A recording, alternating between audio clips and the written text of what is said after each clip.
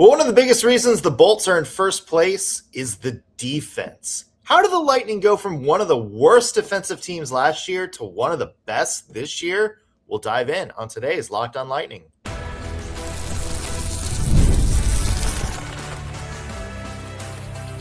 You're Locked On Lightning, your daily podcast on the Tampa Bay Lightning, part of the Locked On Podcast Network, your team every day. Thank you for making Locked On Lightning your first listen of the day. Every single day, we are your free daily Tampa Bay Lightning podcast, part of the Locked On Podcast Network, now the #1 sports podcast network. As always, we want to begin with a shout out to our everydayers. Those of you tuned into every single show, every single day, we love you. We appreciate the support you give us week in and week out. I'm Nick Morgan, and I am joined by the Huddle House to my Waffle House, Greg Stephen. Greg, welcome in, buddy.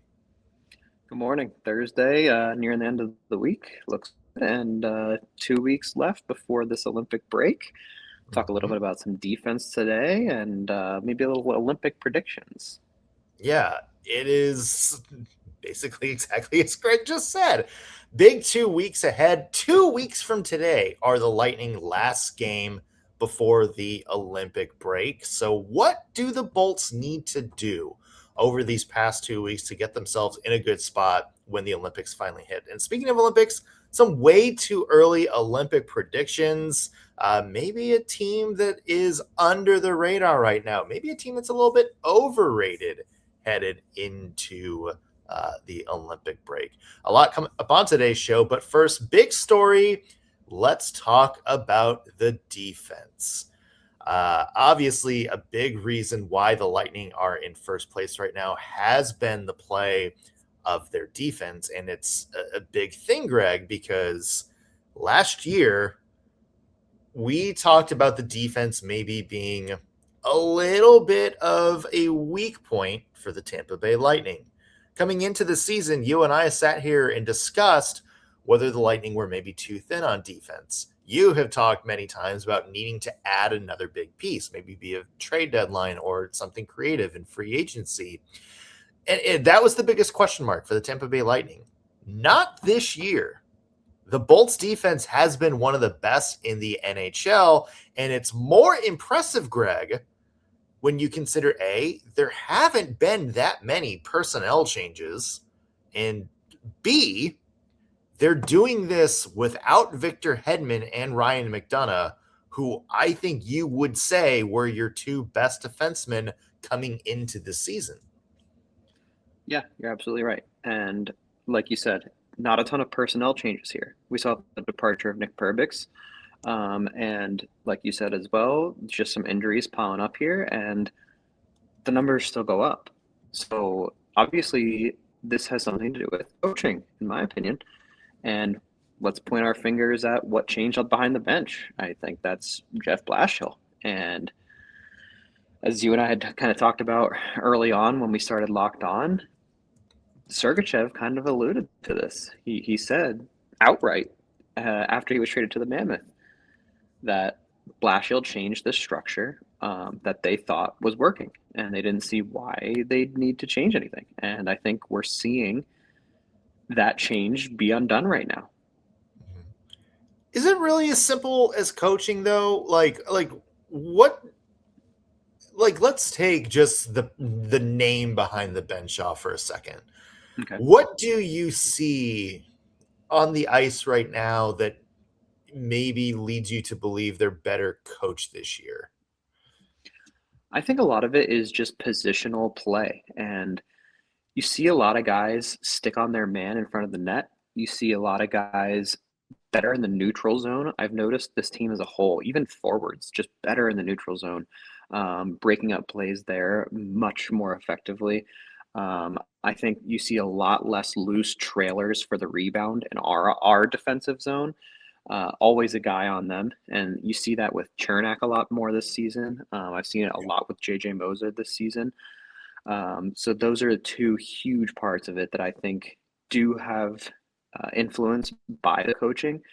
And kind of like what you had said, not enough changes personnel wise for this to be strictly like a player thing. And I think Darren Raddysh is a prime example of that. I mean, this guy has been on this team for a long time, and look what he is right now. I think, and a lot of that has to do with how he's been coached. Yeah.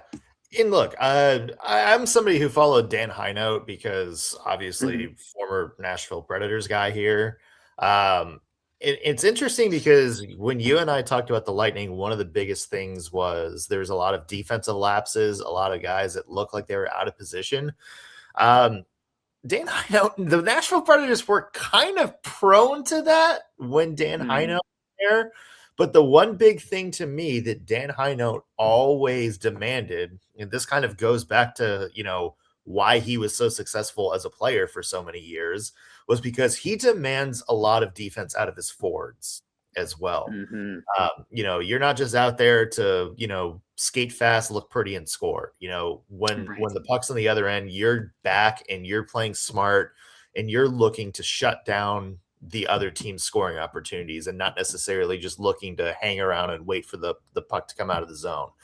And I've seen that, you look at the Bolts third line this year, Zemgus Girgensons, Yanni Gourde, Pontus Holmberg, and the way that line defends and how often John Cooper puts them out there against other teams' top lines. John Cooper said the other day, he puts them out there because they're a menace to play against. That's sort of a good example of other forwards coming back and helping defense as a team. And I do think that's a little bit of a hallmark of Dan Hinote. Yeah, I completely agree with you. And it's funny because I actually was watching Kucherov a little more closely in these past couple games defensively, because in my mind I was like, wow, it's so interesting how effectively all these forwards are playing defense this season. And you can see it even in Kucherov. He hustles back. He's not being lazy, kind of gliding to the bench for the sub. He's just hauling and staying on his man. And I think you're absolutely right. It is a coaching impact, and I think that is a Hinote trademark. Yeah. I want to put some stats out there for you that really, I think, paint the picture of just how far this defense has come this year. So this is last year, and this is all at 5-on-5, and this is according to Natural Stat Trick. But the Tampa Bay Lightning last year defensively gave up 2.44 expected goals against per 60 minutes, 16th in the NHL. They gave up 27.8 shots at 5-on-5 every 60 minutes. That was 23rd in the NHL. This year, 2.37 expected goals against at 5-on-5, 60 minutes, 4th in the NHL. And then 2.48 shots against per 60 minutes, 7th in the NHL. Big jump there. And even the penalty kill, Greg. The penalty kill was pretty solid last year, 8.16%. They finished 6th in the NHL. This year, it's been even better, 8.4%, and they're 3rd right now in terms of kill percentage. So, or 84%, not 8.4. But you're seeing the numbers back up what the eye test is showing us, and that is we're seeing the Lightning hold teams to fewer chances, especially at 5-on-5 on even strength. I think we're seeing them be more aggressive. It seems like they're forcing more turnovers per game. They're really getting their stick in there. They're blocking shots. They're making it really difficult for other teams to set anybody up. And that's a big thing, I think, in this league. It is a possession game. And I think anytime you can do anything to kind of disrupt another team's possession, that's huge. And I think that's kind of what the hallmark for the Bolts has been this year. Yeah, agreed. And I see a lot of that happen in the neutral zone a lot more this season. You know who's really good at it? Yanni Gourde. Huge disruptor in the neutral zone. He breaks up those long passes and punishes teams for trying to extend plays like that. And it's massive. And those numbers are impressive, man. I mean, think about it. No McDonagh, no Hedman, barely any actual changes to the roster on defense. You got guys coming out of nowhere like Dastu, and yet the numbers are better. And look, man, I throw that at coaching. I think that's a huge part of it. I really do. I fully believe that. And I think that it is shown tremendously, just like you said, through the numbers and the eye test. They're both there. Yeah. And you know what? I've seen a lot of comments, and this is not to throw shade at anybody, but I've seen a lot of comments set online that have been like, oh, well, this is, hey, we lose Victor Hedman and we see what happens. Or, kind of like a shade at maybe Hedman and McDonagh's defense abilities right now. But Right. I disagree with that. I think even you looked at Victor Hedman when he was healthy this year, and he, I think, was way better than where he was last year defensively as Yeah, well. agreed. And I think he had good chemistry with multiple people that he played with. Obviously played with JJ Moser. I don't think that's going to happen when he comes back, just how good that Moser Raddysh combination has been. But he also had pretty good chemistry with Dastu, and that is a possibility. So I do think even the guys that aren't in the lineup right now, I think looked better than last year. Even your boy Lilberg. How many times did you get on Lilberg He's been before the much season even better. started? When he got hurt, I would say he was really playing some really solid hockey as well. So it's everyone, Greg. It really is everyone. Yeah, agreed. Lilleberg looks fantastic this season. He even cleaned up the discipline, man. And let's stop. I like what you said about how you see some of those comments, because let's not pretend like even McDonagh is a liability because now he's out and we're doing really well. McDonagh is amazing, and I think you want him back no matter what these people's opinions are. He's just an absolute shutdown guy, and they're both welcome back. Let's be real. Yeah. Again, like, this is not to throw shade on any No, of comments. course. I just disagree with the fact that them being out of the lineup is the reason the defense is so good. No, I I think we've disagree as seen well. defense come through for everybody this year. Mm-hmm. Obviously, defense is going to be key for the next 2 weeks, as we mentioned at the top of the show. 2 weeks from today begins the NHL Olympic break. We'll see what the Lightning need to do over the next 2 weeks, because there is some big games in that slate, Greg, including the outdoor game. More coming up on today's Locked on Lightning. Today's episode is brought to you by Game Time. There is nothing like being near the ice during hockey season. Who doesn't love the Boy Aquarium? The speed, the hits, the atmosphere, it's unmatched. And watching at home is awesome. But being in the building is a completely different experience. The only thing that can get in the way is actually getting tickets. We're talking about the long queues, the endless screens, and prices that always seem to jump up right before you hit that checkout button. That's why the Game Time app comes in handy. It's the hack for unlocking amazing NHL tickets and experiences in just a few taps. It's so easy to use. Game Time, you just pull up the app and check out what games are closest to you in your area. And if you're not in an area where there's NHL games readily available, don't worry, you can still use Game Time for anything else. Baseball, football, basketball, concerts, comedy shows, theater, you name it, there are great deals on Game Time. The app is incredibly easy to use. The browsing, comparing, and buying tickets takes just 2 minutes. And one of the coolest features is the view from your seat. You can see the exact view of the venue from your seat before you buy, so you know exactly what you're getting into, not stuck behind any poles or beams or anything like that. And also, I love that the fees are included up front. So the price you see when you're scrolling for tickets is the price you pay when you check out. And knowing tickets are backed by the Game Time guarantee gives you real peace of mind. So take the guesswork out of buying NHL tickets with Game Time. Download the Game Time app, create an account, and use code LOCKEDONNHL for $20 off your first purchase. Terms apply. Again, create an account at Game Time and redeem code LOCKEDONNHL for $20 off. We are back on Locked on Lightning. Nick Morgan here alongside Greg Steven. And Greg, let's talk about the next 2 weeks, because 2 weeks from today, I literally just said 2 weeks.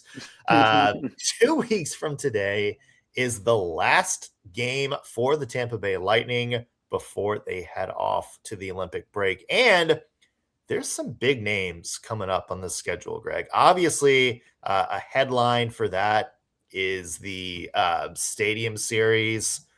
Who's the Stadium Series against, Greg? The Boston Bruins. And what division do the Boston Bruins play in? Ours. And as we mentioned yesterday, who are one of the hottest teams in the division right now? Both of these teams. Yeah. And you know what? The game after that is against the Buffalo Sabres, who we also talked about yesterday is a very hot team in our division. And then, Greg, who's the last team we play before the Olympic break? It's a great question. I think it's the Canadiens, isn't it? No, it is the Florida Panthers. Oh, fantastic. Division rival, heated rival. They're going to have Matthew Tkachuk back in the lineup. They already have Matthew Tkachuk back in the lineup, but they're a team that's starting to get on the rise. There are some big games for division implications coming up here, and also some, other good teams. Obviously, the Utah Mammoth are up there. We've got games against the Winnipeg Jets, they're always a dangerous team. This is, I think, Greg, an important stretch, and I think some teams, not necessarily saying the Lightning, have in the past had, look at the break, whether it's Olympic break, whether it's All-Star break, or, the bye week that the NHL has kind of started putting in on the regular calendar. They look at that and they sort of coast there. The Lightning can't coast. The Lightning have to do like the last 60 seconds of your workout with a personal trainer. That's got to be your best 60 seconds. For the Lightning, I don't think it's far-fetched to say this 2-week stretch may be the most important of the season. And if you're John Cooper and the Lightning, you got to be given everything you've got for these next 2 weeks. Yeah, completely agree with you. I mean, 3 divisional opponents alone is just a testament to how important they are, right? I mean, these are huge points, especially for the playoff race.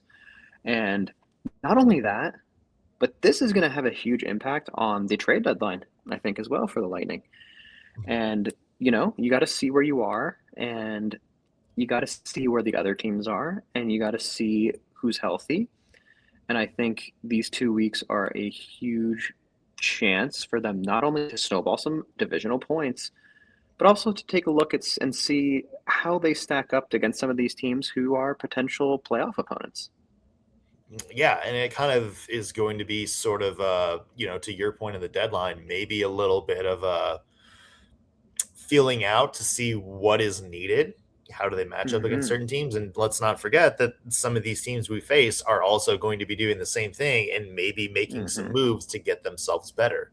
So it is kind of like an early scouting opportunity, but also I think a reason to evaluate or a chance to evaluate where you are and what you need over these next 2 weeks. Greg, obviously, I think a lot of people are talking about the outdoor game. Coming up this Sunday, or a couple Sundays from now, we saw some really cool shots of the NHL starting to set up at Raymond James Stadium. It looks awesome. It's going to be a cool atmosphere. I think this is going to be an interesting matchup for the Bolts because this is the first time they've hosted one of these on home ice. This is only the second outdoor game the Bolts have ever played in. The Boston Bruins seem like they're in an outdoor game every single year. It really does seem like they're there every single year for whatever reason. Is there a little bit of an advantage for Boston because of that? And I kind of say that in the sense of they sort of know what to expect from the, let's say, a little bit of the weirdness of it all. They've played outdoors. They know how to deal with, the changing sun a little bit. They know how to play with wind. They know how to play in different temperatures because they've played in both outdoor games that were, 10 degrees and they played outdoor games where it's been like 50, 60 degrees. Do you think it's Boston maybe having an advantage just because they've dealt with some of those variables before? That's a good question, but I really don't think it's going to be too much of an impact, to be honest with you. I think both teams are going to be a little different, if you will, because look, it's actually been, I'm on vacation as you know, but before I left Florida, it was 30 degrees down there, man. I don't know what was going on. But if that stays, I think it's going to be cold. Both teams are going to be chilly. If it doesn't, both teams are going to be sweating, dude. I mean, it gets hot down in Tampa, and I don't think either of these teams is going to be used to that. No. Give me a little bit more humid than a normal hockey game for Right. sure. Yeah, I mean, I kind of push back a little bit on it's not going to be a factor because I do think I do think the Bruins maybe have the advantage of having done this a few times before. And I do think it's really easy to get caught up in sort of the pomp and circumstance of it. And I can't remember who it was, but I remember there being a NFL coach talking about the Super Bowl who always went, take kickoff. Like, look at kickoff and use that as your sort of awestruck. And then when that first play hits, that's it. And I'm kind of wondering if, national anthems and all that cool stuff that the Lightning are going to do, maybe just, do your pregame warmups, take that first shift, get some energy going, and then settle in. Because as we mentioned, it's going to be a cool event, but it's still 2 points. And it's still going to be 2 crucial points in a division that is extremely tight with a lot of teams playing red hot right now. Yeah, and I think, assuming they maintain the momentum they currently have, you just want to build upon that. You want to use that to your advantage. You're a solid team. Yes, take it in, like you said, maybe during the anthem, during the ceremonies. But once you get those blades on the ice, man, lock in. We got to win this game. Treat it like any other game, and treat it like maybe even more important than any other game, right? I mean, you want to win in front of your home crowd outside. Mm-hmm. Yeah, absolutely. Obviously, some business to take care of before we get there, including a crucial doubleheader this weekend on the road. Oh, that was one fun one-game homestand before back to more road hockey. Games at Chicago tomorrow night and then at Columbus on Saturday. We'll, of course, on tomorrow's show, have a full preview of both those games coming up. But first, Greg, it's time to talk some Olympic hockey. Let's make some way too early predictions, including a team that you think maybe contending for a medal that people aren't talking about right now. More coming up on Locked on Lightning.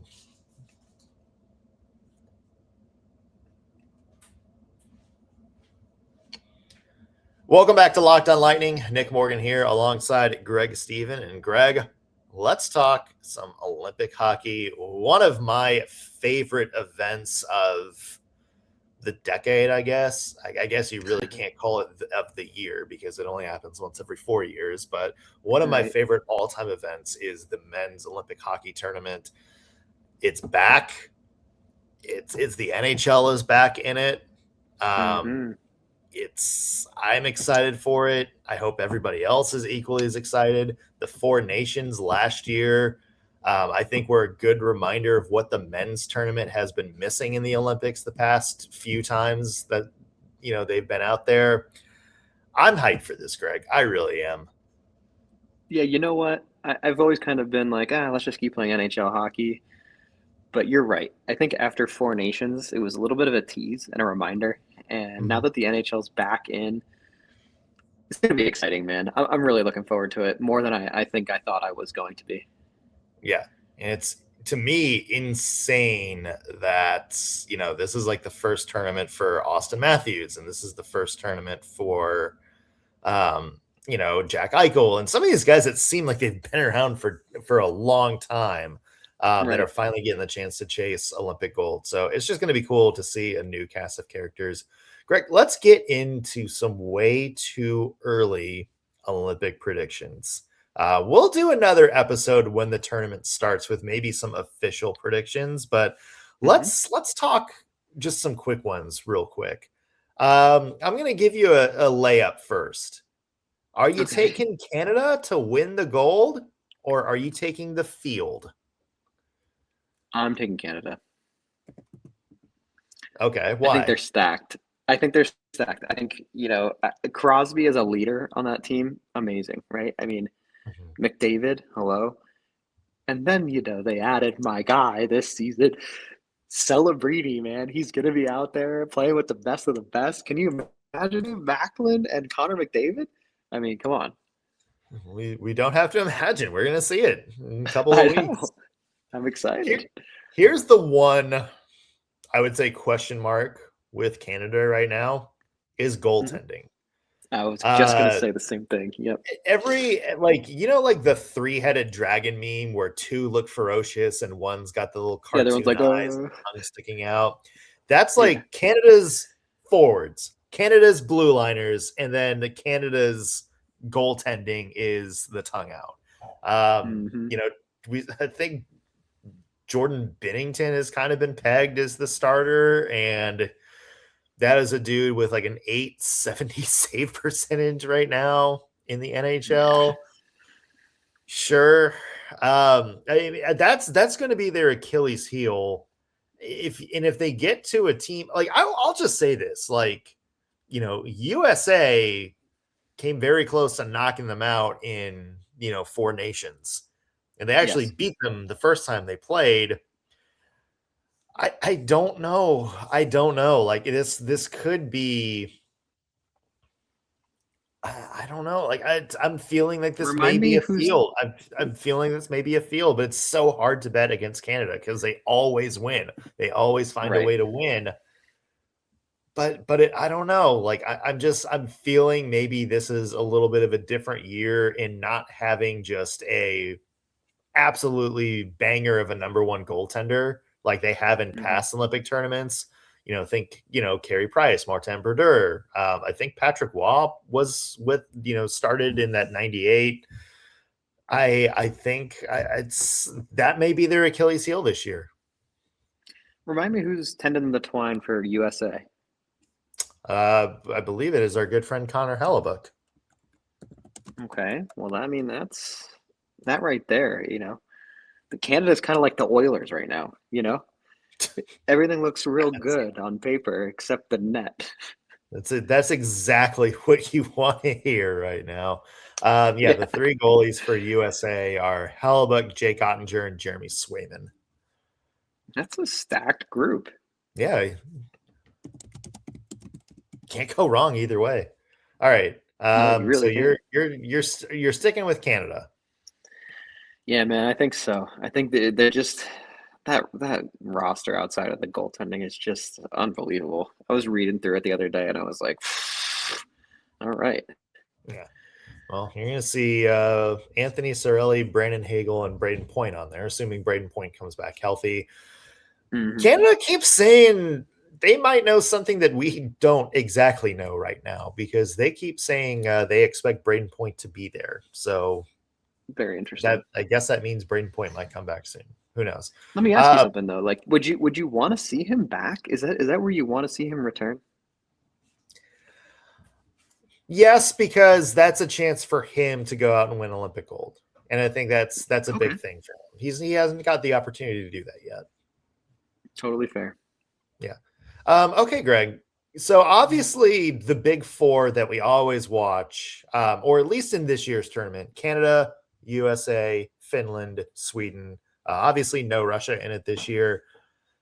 Who else? What other country do you think might be able to make some noise that's not being talked a lot about right now? Can I be real with you? I have no idea. I have absolutely no clue.